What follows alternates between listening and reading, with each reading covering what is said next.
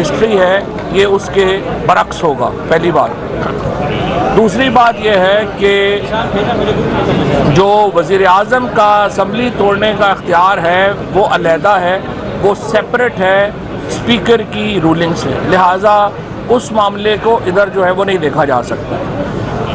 جہاں تک اس بات کا تعلق ہے کہ اسپیکر کی رولنگ صحیح ہے یا غلط ہے، اس کے لیے آپ کو وہ مواد دیکھنا ہوگا، وہ شہادتیں دیکھنی ہوں گی جو اسپیکر کے سامنے تھی۔ میرے خیال میں اگر سپریم کورٹ رولنگ کے اوپر فیصلہ دینا چاہتی ہے، یا جو پی ایم ایل این کے لائر کہہ رہے ہیں کہ یہ رولنگ غلط ہے، تو پھر پہلی شرط تو یہ ہوگی کہ جج صاحبان وہ مواد دیکھیں۔ آپ تو نہیں کر سکتے نا کہ اگر آپ رولنگ کو ایک فیصلے کو غلط قرار دے رہے ہیں، لیکن وہ فیصلہ جن شہادتوں، جن دستاویزات، جس مواد کی بنیاد پہ ہوا، آپ کے ہم نے وہ نہیں دیکھنا، یہ تو عجیب سا ایک لاجک ہوگا۔ اگر آپ رولنگ کو غلط قرار دینا چاہتے ہیں تو پھر اس سے پہلے جس طرح اٹارنی جنرل نے کہا ایک ان کیمرہ پروسیڈنگز ہونی چاہیے، جس میں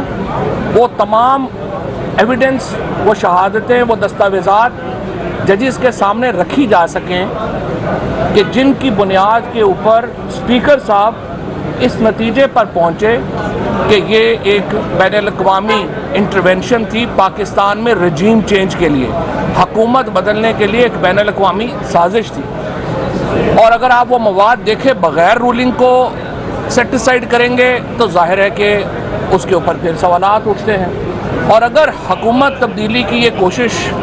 کامیاب ہوتی ہے تو اس کا مطلب ہے کہ ہم 1940 میں 23 مارچ 1940 جب قرارداد منظور ہوئی تھی پاکستان بنانے کی، ہم اس دور میں واپس چلے جائیں گے۔ وہ پاکستان کا ایک غلامی کا دور شروع ہو جائے گا باقاعدہ طور کے اوپر، اور پوری پاکستان کی قوم کو دوبارہ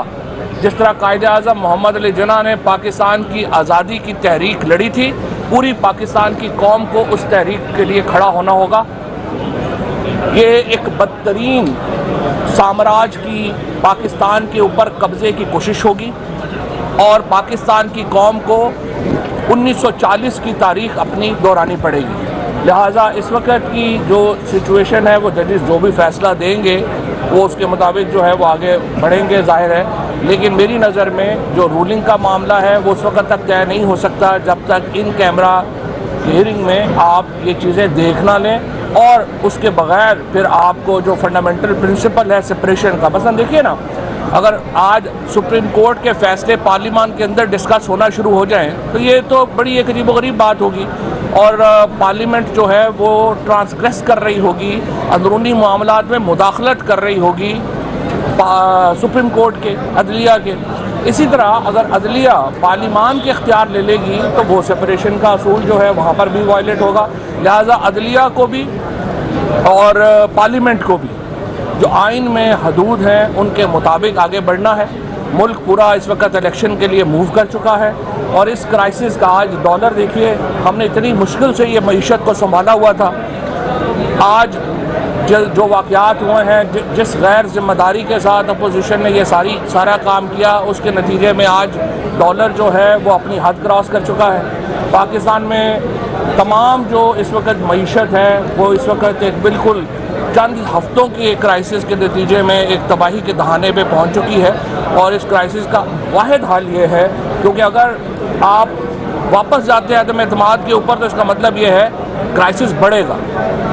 اور اس کے نتیجے میں پولیٹیکل انسٹیبلٹی مزید کئی ہفتے یا کئی مہینے آگے بڑھ جائے گی، اور پاکستان کو اسٹیبلٹی کی ضرورت ہے، پاکستان کی معیشت کو استحکام کی ضرورت ہے، اور اس کے لیے واحد حل الیکشنز ہیں، اور ہمیں اس کی طرف ہی بڑھنا چاہیے۔ فواد صاحب، آپ جو